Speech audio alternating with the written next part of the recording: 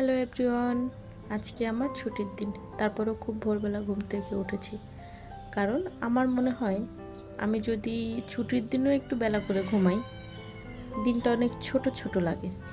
মনে হয় আমি কাজ শেষ করার সাথে সাথে দিন খুব দ্রুত সময় চলে যাচ্ছে, যার কারণে আমি খুব ভোরবেলা উঠি এবং ছুটির দিনটাকে ফিল করি যে আজকে আমার ছুটি। আজকের দিনটা অনেক বড়, আমি অনেক কাজ করব, রেস্ট নিব, যাই হোক। তো সকালবেলা উঠেই আগে রান্নাবান্না শেষ করলাম। অ্যাজ ইউজুয়াল যেমন ক্লাস করতে যাই, আজকেও ক্লাস করতে যাব। ক্লাস শেষ করে এসে বাসায় কাজ করব এবং এটা আপনাদের সাথে অবশ্যই শেয়ার করব। ছোটোবেলায় দিন, মাস, বছর কত দীর্ঘ মনে হতো, তাই না? আমার মনে হতো একটা দিন বিশাল বড়।